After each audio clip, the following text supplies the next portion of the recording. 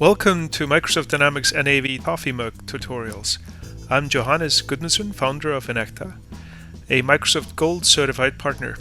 Using a coffee mug as an example, I'll show you how to create items, purchase orders, sales orders, manage inventory, and much more. So go ahead and grab your own cup of joe and let's get started.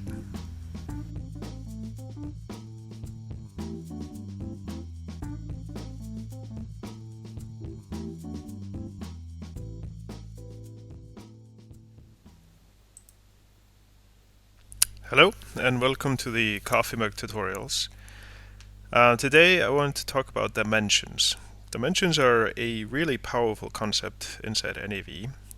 It is sort of like a hybrid business intelligence, and it will connect to business intelligence tools once you start using those. So the issue we have is we're making sales. I actually took up a new product, coffee grounds. We're selling coffee grounds all over the place. And we're going to be selling coffee grounds from different areas, different regions in the world. And we want to track the sales by the type of coffee grounds that we're selling. And we want to track to which customers we sell the most of what type. So this is sort of a business intelligence problem, so analysis and slicing and dicing of data. And I'm going to be demoing how to set this up. I've already set up a few things. It's going to be a little bit off the cuff, so hopefully I won't hit any issues on the way. And probably a little bit longer video than normally. Okay, so basically here in the Excel sheet, I have a list of how I want to set up the regions. So the coffee is grown in all of these regions around the world. They're grouped by Central America, South America, Africa, and the islands and island nations. And underneath Central America, I have Costa Rica, Guatemala, Mexico, and Panama. South America, Brazil, Colombia, etc. So I want to replicate this list inside NAV as a dimension, because I want both the costs and the revenue and even anything that I book against these groups be recorded in NAV, and I want to be able to take the totals and see them sort of sliced and diced as an output. Alright, so how do I do that? If I go into NAV, I go right in here, go into dimensions. I see I have here dimensions, and I have already created something called coffee region here. So I got a bunch of dimensions here that came actually default out of the demo company. And I just hit new, and I created the new dimension called coffee region. I made sure that the name is spelled out right here, so it actually defaults coffee region one word. So I fixed that. And then I have, and that's important because, for example, this will go onto the caption of the fields that you're entering the values into, and you'll see that later. So this is the dimension. Now I actually need to specify dimension values. So those are the values that the user will select for the coffee region. Notice that I can actually create any dimension that I want, call it whatever I want, and put any values to that dimension. So it's really a lot of freedom. And there is, in reality, no limit to the number of dimensions you can have in an NAV. Alright, so if I go in here and click on dimension values, I've set up the values as I had them in Excel into my dimension. Now the code, I used decimals. This is an alphanumeric field, and you can call the code whatever you like. However, I suggest that it sorts like this by using dictionary sort. So the best way to make sure that that's okay is actually using decimals. Then it will sort nicely, and you can squeeze numbers in between. If you use something like ABC, DEF, etc., then it might be hard to put things in between, and It might also sort off if, for example, the code is one letter and the next code is two letters. Dictionary sort will sort on the first letter of the word, and it could throw it off. So just a little bit of a note on how to kind of arrange this nicely. Now I also used here begin totals and end totals. So this way I can group up my dimensions. So in Central America, that's not a value the user can select, the begin total. However, all of the values in between the begin total and the end total are selectable, and they are of type standard. So in order to, or the reason why I set up the begin total end total is so that I can get totals for the groups as well. Alright, so I have my dimensions here. Next, what I want to go through is where we actually assign the dimensions, sort of like what type of dimension it is in the system. So if I go into General Ledger Setup, we have a tab down here called Dimensions. In this tab, you can specify what we call the global dimensions and the shortcut dimensions. The global dimensions are dimensions that are stored in the table in NAV. So what do I mean by that?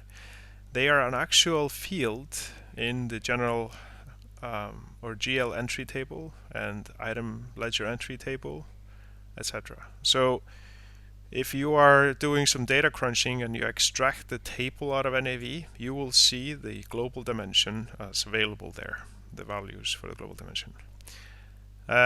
If it's a shortcut dimension, above or 3 and above, all the way up to 8, then it's going to be in a subtable. So you will have to extract another table that references the dimension for the entry. So this is a little technical, and don't worry too much about this if you don't quite get it. We will have further videos on that. But basically what it means is use the most, or put the most used dimensions into the global dimensions. That's going to be the easiest ones to extract out of the system. However, if you use a decent BI tool, it should not matter whether it's a global dimension or shortcut dimension. Maybe slightly in performance, but should not be detrimental. Alright, so what I have done is put my coffee region as the global dimension 2. How did I set this? You notice I can't select anything in here. I actually go up to Actions, Change Global Dimensions, and there I just select what I want for it, hit OK, and the system updates.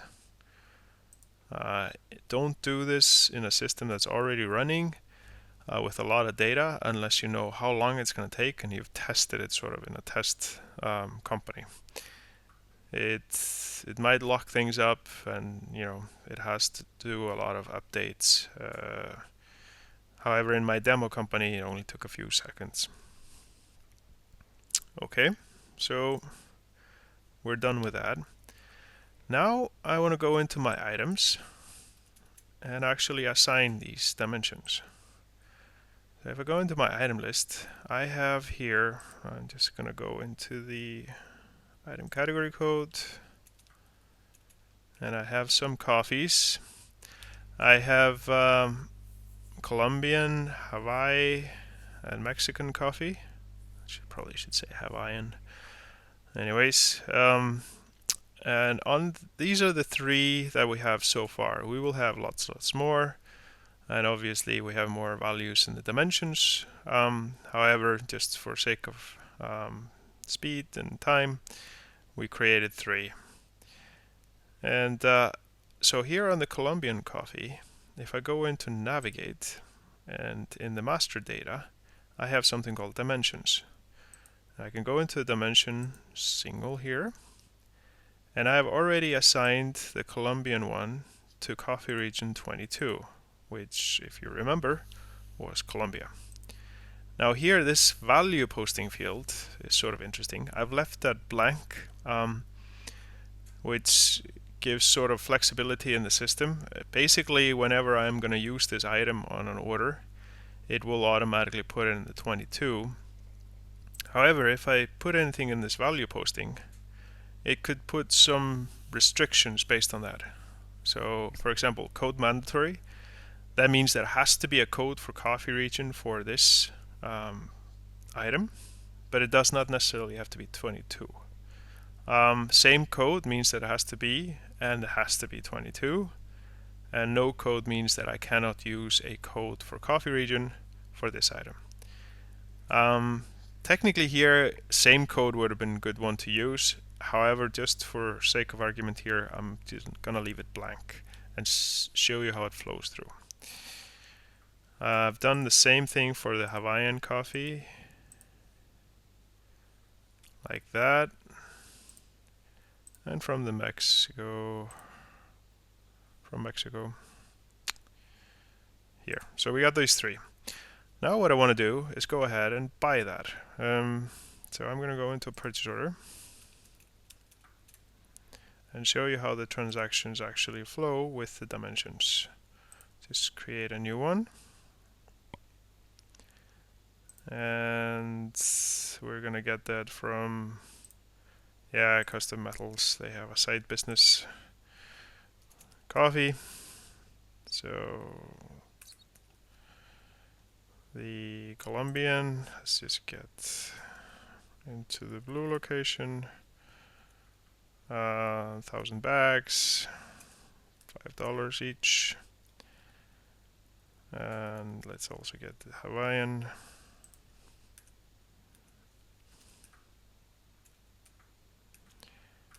And let me see.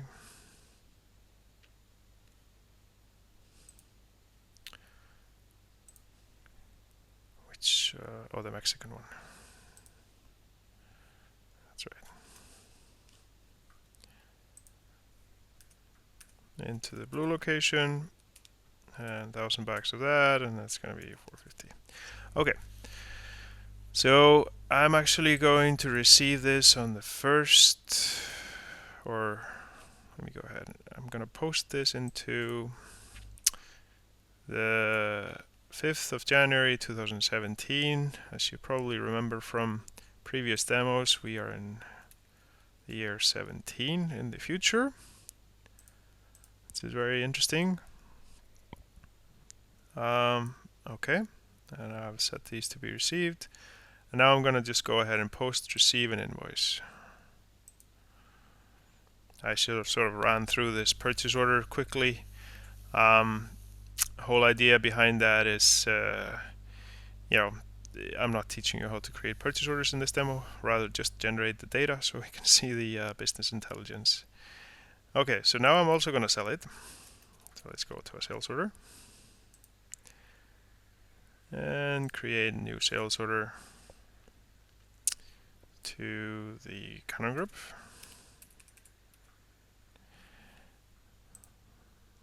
Right here. Yes, they're overdue. I did pay some in the last demo, but clearly not enough. Okay, this is the blue, sell 500. Let's get some profit on this, $7. Not taxable. And Mexican, 300 for $6.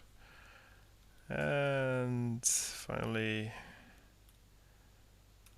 Hawaii, 400 for 6.5, non-taxable. Okay, good enough. Now, before I post this, I want to show you something. If I go here into line dimensions, notice that the system actually throws in a lot of dimensions. That's because we've set up dimensions for more things than just the coffee grounds. But it does put in here the coffee region for this line. If I go into that line and I look at dimensions, I have a different coffee region. So it's already tracking the dimensions on this order. And when I post, it's actually going to break up that data and post it into the ledgers. Also, the header will have dimensions that are not line-based. So here, obviously, I don't have anything for the lines because that would be ambiguous. All right. Now, what I'm going to do is go ahead and post this, making sure that I'm in the future as well. So that was maybe 1:10:17. And the posting date as well.